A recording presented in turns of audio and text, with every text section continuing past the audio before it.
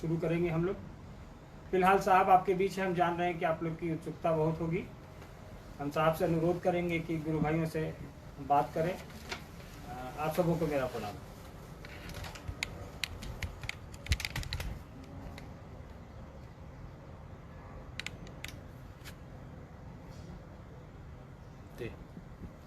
सबों को मेरा प्रणाम।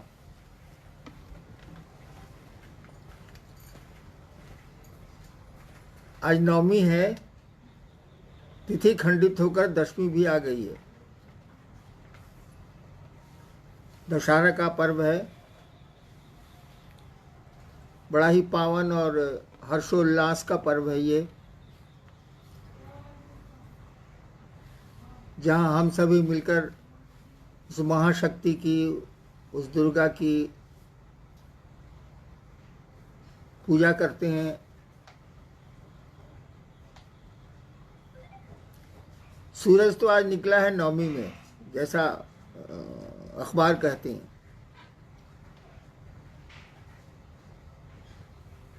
नवमी शब्द का अर्थ ही हुआ 9 दिन का। आज 9वां दिन है। शक्ति की पूजा में, भगवती की पूजा में 9 दिन का महत्व माना गया है।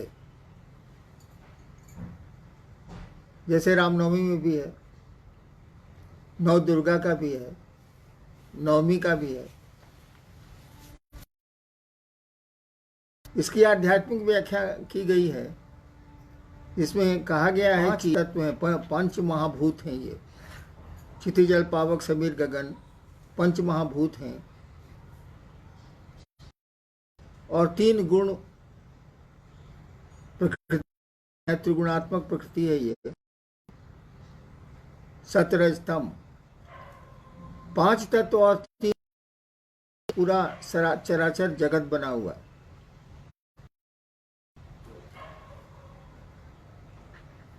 आदमी में भी इन्हीं तत्वों और इन्हीं गुणों का समावेश है। उन्हीं से मानवीय सृष्टि बनी। तो 5 तत्व और 3 गुण और एक शिव, एक परमात्मा, कुल मिलाकर होते हैं 9। पंच महाभूत, 3 गुण और एक शिव, एक ईश्वर। ये पूरी सृष्टि उसी शिव की इच्छा है, और उनकी इच्छा से, उस ईश्वर की इच्छा से ही 5 तत्व 3 गुण बने हैं। और शिव की इच्छा ही शक्ति मानी जाती है।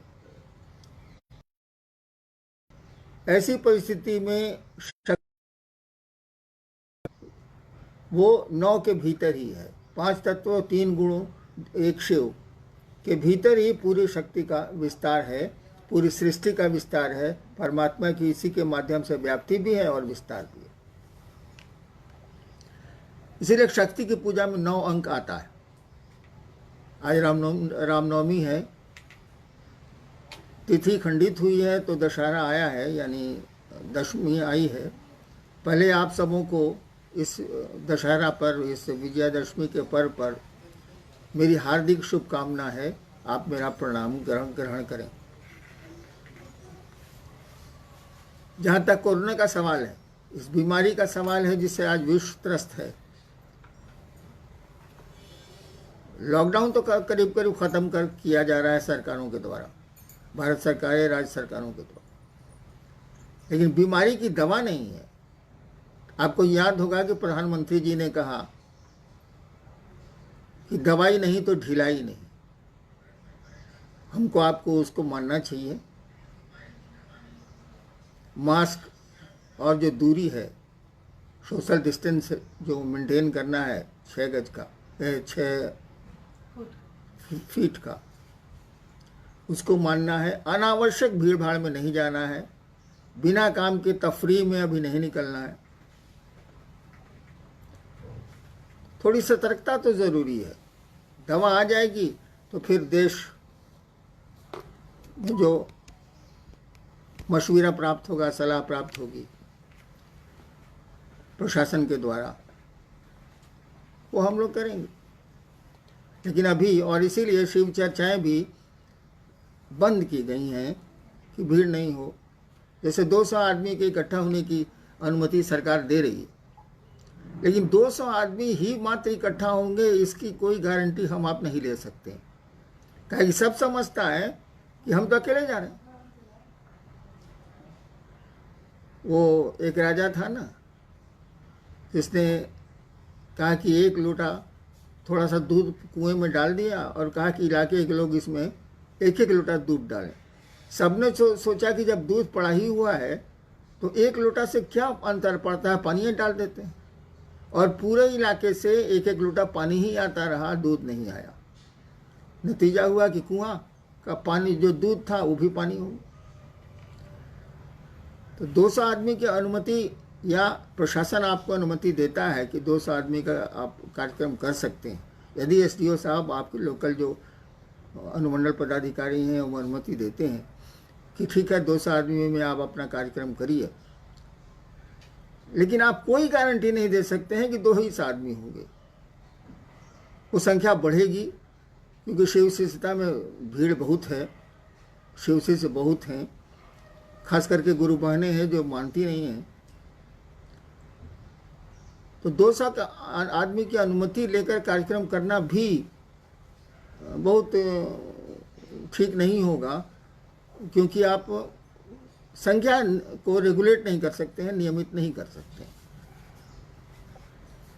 आइए देखते हैं, कुछ जिज्ञासाएं आई हैं और कोशिश करते हैं उनका क्या उत्तर हो सकता है।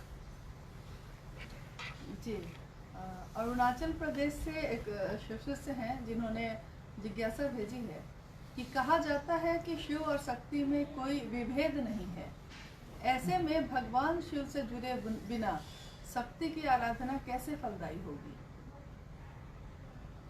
हाँ, शक्ति और शिव में तो कोई विभेद नहीं माना जाता है। सूरज और सूरज की किरणें, आग और उसकी गर्मी, ताप। आग है तो ताप होगा, गर्मी उसमें होगी, हीट उसमें होगा। सूरज है तो रोशनी उसमें होगी, प्रकाश की किरणें होंगी ही होंगी।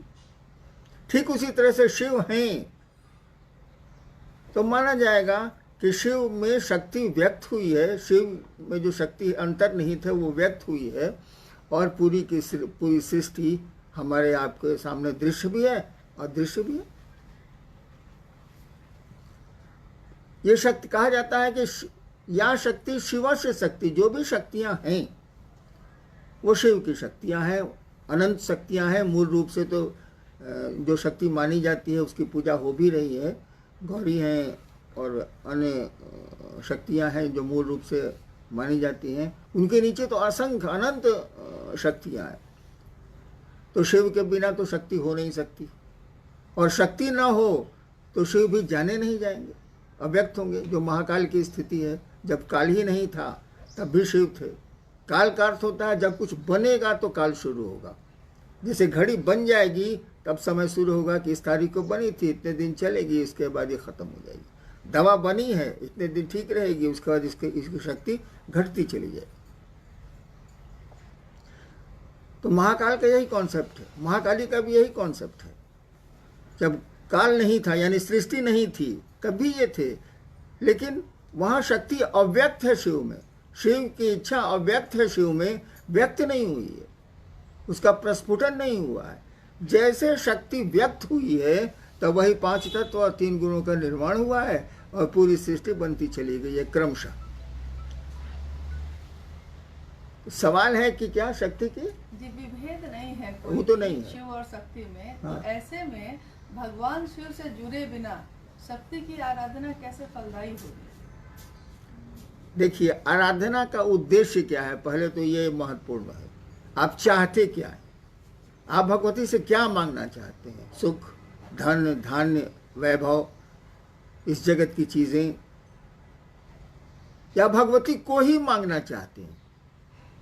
जैसे है ना, शिव से हम मांगते हैं, शिव को कहाँ कोई जल्दी मांगता है। तो भगवती से अगर मान लेना चाहते हैं तो शिव की पूजा की बहुत महत्ता नहीं है, वो दे देंगी। हालांकि शक्ति उन्हीं की है, लेकिन वो दे देंगी। देवियों की स्वतंत्र पूजा होती ही होती है, पहले नहीं होती थी, अब तो होने लगी है, बहुत दिनों से, बहुत 1000 वर्षों से हो रही है। लेकिन अगर भगवती को चाहेंगे आप, तब तो शिव की आराधना मस्त है, कोई उपाय नहीं है हमारे आपके पास, क्योंकि उन्हीं की शक्ति है, उन्हीं की इच्छा है। शक्ति शक्ति कहा जाता है, शिव की इच्छा शक्ति है,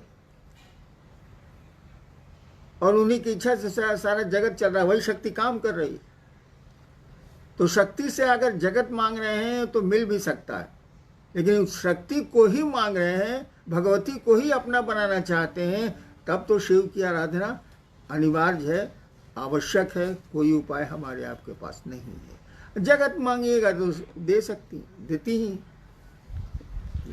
जी, पटना से एक गुरु बहन है जिन्होंने पूछा है कि शिव गुरु चर्चा के बिना, जैसा कि अभी लोगों को लगता है कि बंद कर दिया गया है, तो शिव गुरु चर्चा के बिना मन व्याकुल है, व्यथित है, 3 सूत्र का पालन नहीं हो पा रहा है, तो कैसे करें? चर्चा के बिना मन व्यथित, बाह्य परिवेश ऐसा है कि हमको आपको चर्चा की अनुमति नहीं मिलेगी, क्योंकि हमारे आप पर ही शारीरिक खतरा है। 3 सूत्र में दूसरा सूत्र है चर्चा करना। चर्चा का मानी क्या होता है, अर्थ क्या होता है? शिव गुरु चर्चा का प्रयोजन है कि दूसरे आपकी शिव चर्चा से शिव की ओर बढ़ें, शिव को अपना गुरु माने, उनका जीवन शिवमय हो, सुखमय हो, शांति उनको मिले, ये प्रयोजन है शिव चर्चा का। लेकिन 3 सूत्रों में 2 सूत्र और भी हैं भाई साहब। पहला सूत्र है कि अपने गुरु शिव से दया मांगिए, दया की याचना करिए, मन उस दया की स्थिति में जाए। और तीसरा सूत्र है अपने गुरु को प्रणाम करिए।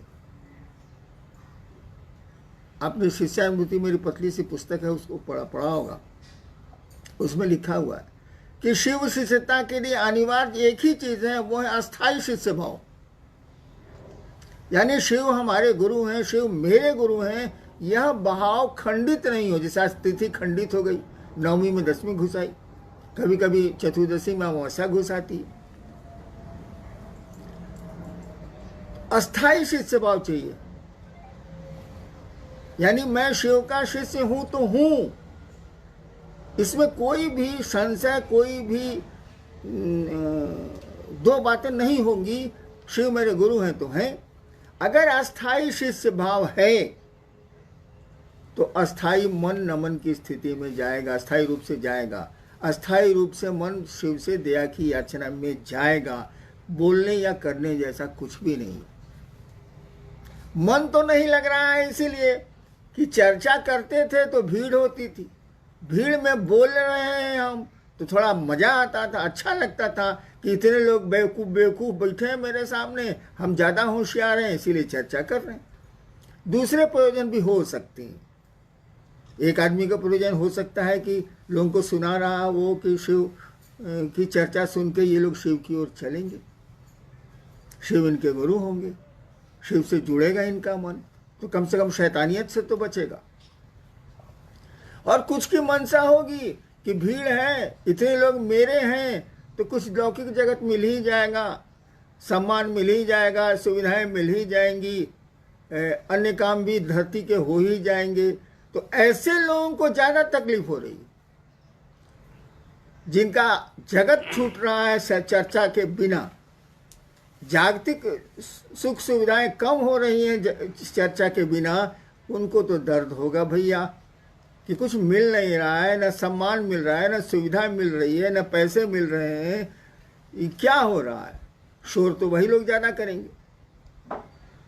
मैं शिव का शिष्य हूँ और मैंने ही पूरी दुनिया में शिव चर्चा 3 सूत्र की बात को लाया। ठीक है, मुझको किसने सिखाया?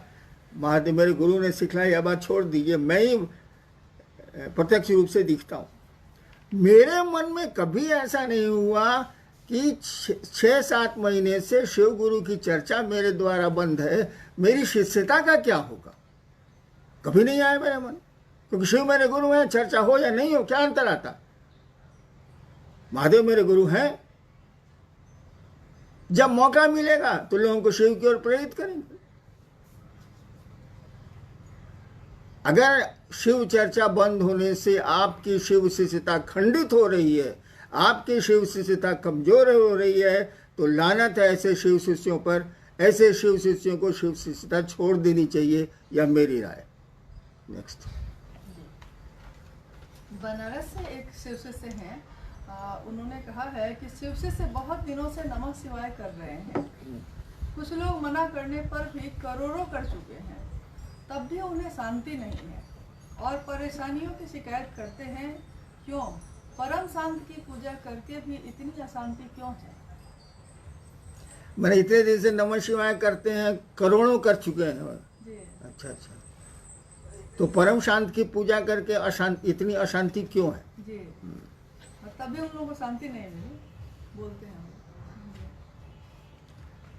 पहले तो नमः शिवाय आपने करोड़ों कर लिया, जैसा प्रश्न आया है, करोड़ों कर लिया।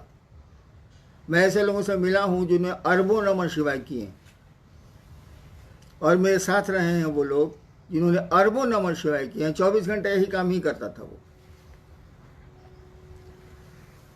और उसके बाद मैंने देखा उस आदमी को कि आदमी नहीं रह गया था, उसका व्यवहार बहुत अहंकारी हो गया था। अंग्रेजी का शब्द इस्तेमाल किए तो वो इडियट हो गया था।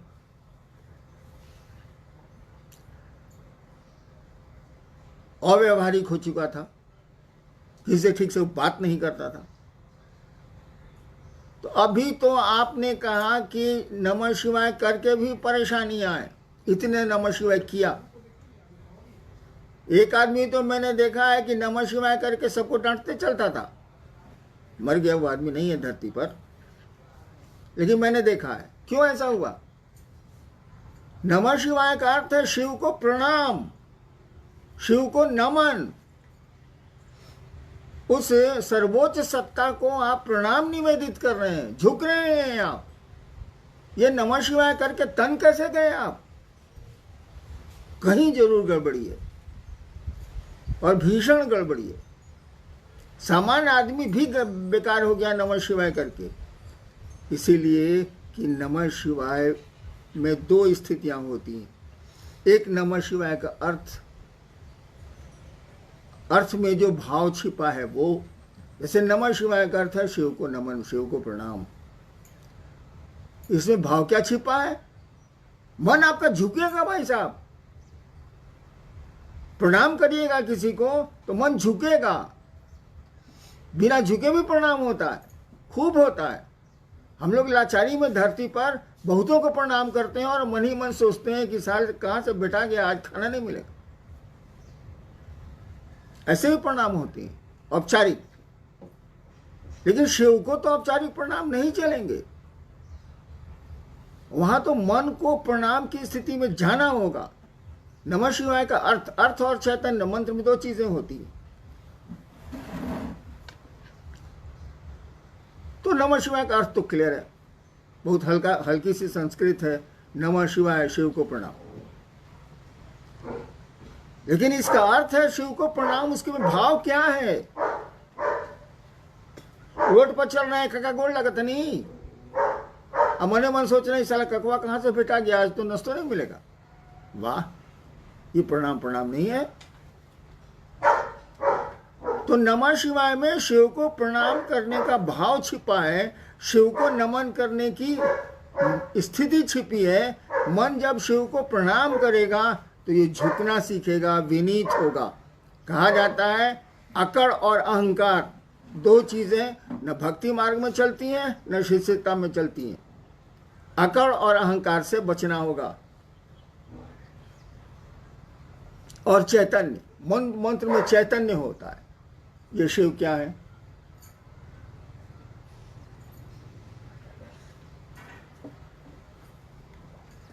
जब ये समझ में आएगा कि ये शिव क्या है, ये गुरु की दया से ही होता है। मंत्र का देवता ही, गुरु ही समझाता है और मंत्र में चैतन्य डालता है। उसमें जो ज्ञान है उस मंत्र में उसको डालता है स्विच में। जब मंत्र में अर्थ और ज्ञान दोनों आएगा, क्या आप बात करते हैं, एक मन है नमः शिवाय आपको शिव बना देगा। करिए तो सही, ये करोड़ों काहे ना कर रहे हैं।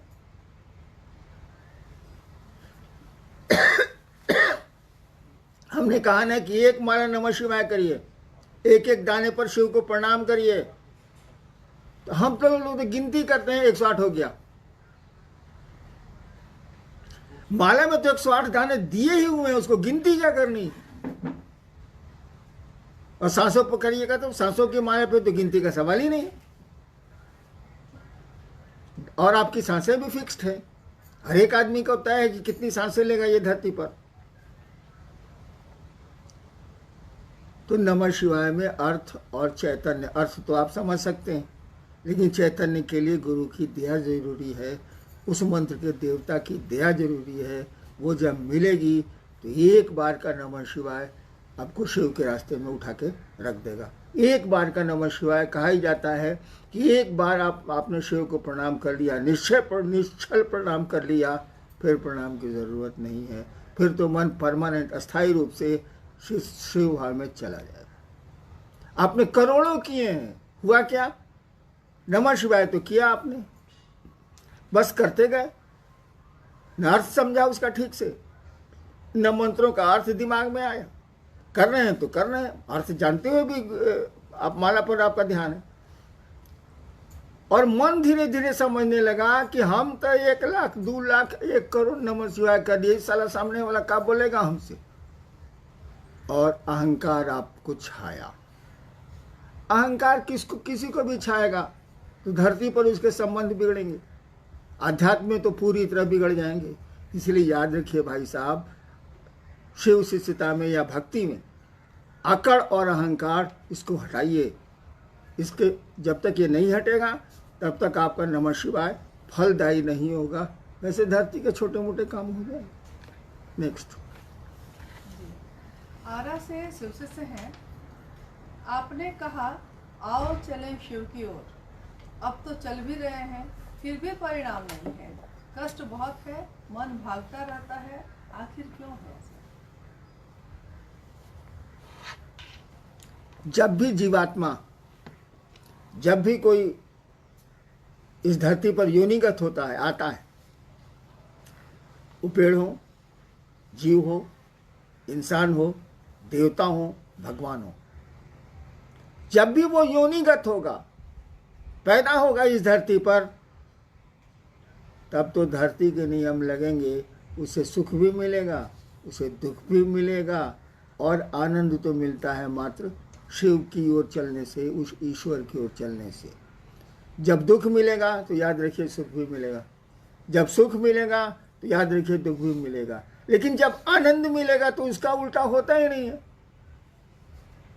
इसीलिए ईश्वर को कहा जाता है सच्चिदानंद, शिव को कहा जाता है वो ईश्वर है, महेश्वर है, आनंद वही है, उन्हीं के रास्ते में है, उन्हीं की दया पर है। तो आओ चलें शिव की ओर किसी ने कहा। अरे भैया, जिस दर्द से कहा वो दर्द समझ में आया कि शब्द पकड़ा गए? जिसने भी ये कहा कि आओ चलें शिव की ओर, उसके भीतर दर्द था, एक पुकार थी वह शिव की ओर चलने की, कि उसके पास भाव थे, और उस समय उसके पास दूसरा कोई भाव नहीं था। भीतर से उसने आवाज दी, आओ चलें शिव की ओर। हम लोगों के तो वो शब्द हैं, आओ चलें शिव की ओर, है ना वह, है ना वह, है ना वह, वही हो गया, है ना वह, है ना वह। आओ चलें शिव की ओर, जिसने कहा उसके भीतर दर्द था, एक क्या कहिएगा, उसको एक पीड़ा थी, और इसी दर्द के तहत उसने आवाज दी, आओ चलें शिव की ओर। अगर उस दर्द से आप चलते हैं, उस दर्द के पीछे चलते हैं, तो कोई पीड़ा नहीं होगी। पीड़ा तो होती ही रहती है, पीड़ा तो मन झेलता है। पुआल पर सोने वाले को डलना पर सुला दीजिए, रात भर नींद नहीं आएगी। डलना पर सोने वाले को पुआल पर सुला दीजिए, रात भर नींद नहीं आएगी। ये तो मन की स्थिति है। सुख दुख यहाँ कुछ है नहीं, ये सभी घटनाएं, यहाँ तो कोई दुर्घटना होती नहीं है जगत में, सब फिक्स्ड है।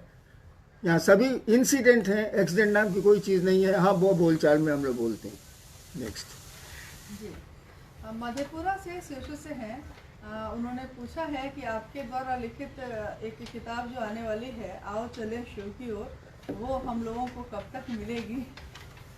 प्रतीक्षा में है लोग। ज़्यादा उम्मीद है शिवरात्रि को उसका विमोचन होगा, लेकिन इस किताब से क्या हो जाएगा? किताबों की कमी है क्या इस देश में?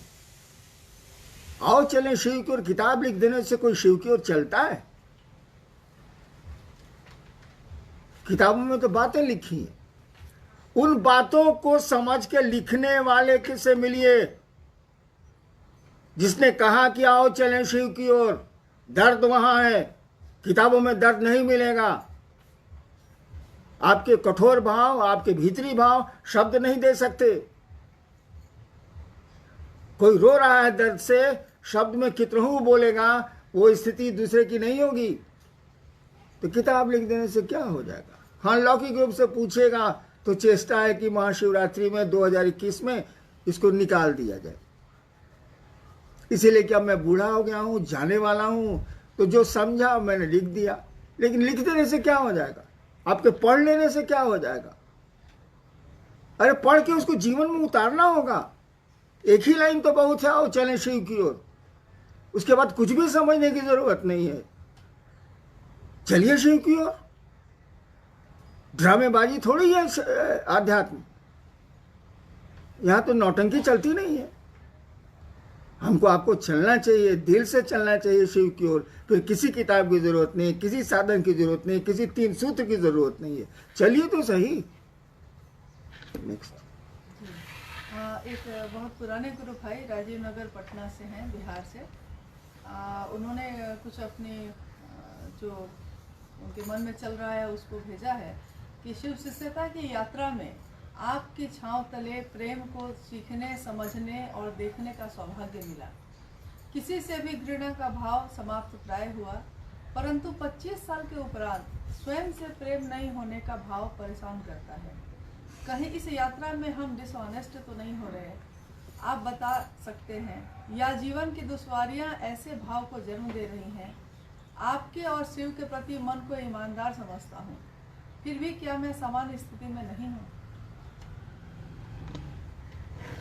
वो जीवन की दुश्वारियां जो है ना, जीवन के तंज जो है ना, जीवन की परेशानियां जो है ना, उनको इस मन स्थिति में ले आई हैं।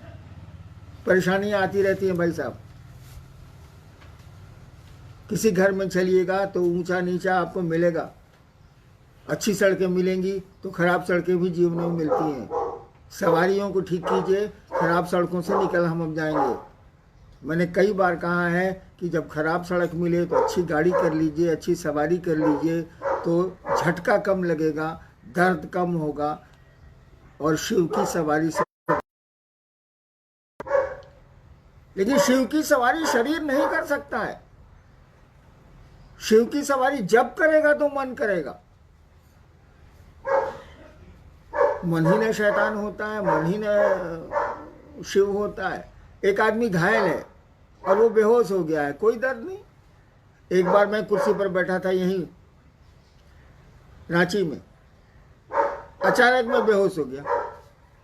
इतना मजा आया मुझको, इतना मजा आया कि मत पूछिए। मुझको कुछ भी याद नहीं कौन क्या कर रहा। जब होश में आया तब देखा कि लोग सामने हैं और सब परेशान है। मुझको इतना मजा आया, वो जो 1 मिनट का समय था, कुछ भी मुझको पता नहीं चला। हाथ जब कुर्सी से नीचे गिर गए, गर्दन लुढ़क गई, मैं मर गया। बड़ा मजा आया। यानी मन ही न पकड़ेगा इसको कि कोई दर्द है, कोई सुख है। मन जब शिव की ओर चलेगा तो ये झटका कम लेगा और परेशानियां कम होंगी। जहां तक अपने से प्रेम करने का सवाल है, भाई ने लिखा है कि अपने से प्रेम नहीं हो रहा है। भैया अपने से काहे प्रेम कर रहे हो? शिव से प्रेम करो ना। अपना खुद ही समझ में आ जाएगा कि हम लोग क्या हैं। आदमी को शिव से प्रेम करना चाहिए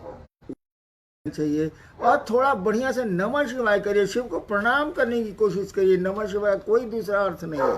अगर शिव को मन ही मन प्रणाम करते हैं आप, शिव को मन प्रणाम करने की स्थिति में जाता है तो नमः शिवाय की भी जरूरत नहीं है। इस साल नहीं जाता है मन, इसीलिए हम लोग कहते हैं नमः शिवाय करिए। नमः शिवाय तो आपको प्रणाम की स्थिति में ले जाता, स्थिति में ले जाता। बहुत पावरफुल मंत्र है, उससे ज़्यादा पावरफुल कोई मंत्र ही संसार में नहीं है, क्योंकि शिव से पावरफुल कोई है ही नहीं संसार में। इसलिए उनका नाम मंत्र सबसे पावरफुल। इसको किया जाए। जी एक भाई हैं औरंगाबाद बिहार से, उन्होंने लिखा है कि शिव शिष्य होने की मनोदशा में जब लोग आते थे, लंबे समय तक ये संवाद संप्रेषित किया जाता था कि जागा जागा महादेव के उद्घोष के साथ अंतरिक्ष को प्रेषित किया जाता था। और जो आपकी शिष्यानुभूति में लिखा भी है कि यह प्रेषण वायुमंडल में ध्वनि के संप्रेषण का भाव प्रत्यक्ष या अप्रत्यक्ष जीव आत्माओं को सूचित करने के विज्ञान पर आधारित है। तो इसमें प्रत्यक्ष और अप्रत्यक्ष जीवात्मा किसके लिए कहा गया है? प्रत्यक्ष तो हो गए आदमी, प्रत्यक्ष या सब कुछ जो दिख रहा है सो प्रत्यक्ष है। कोरोना भाई साहब दिख रहा है, कोविड-19 का कीड़ा दिख रहा है, और क्या जुलूम ढाया हुआ है सो देख लीजिए। त्रस्त है लोग, विश्व त्रस्त है, देश परेशान है, कोरोना तो दिख नहीं रहा।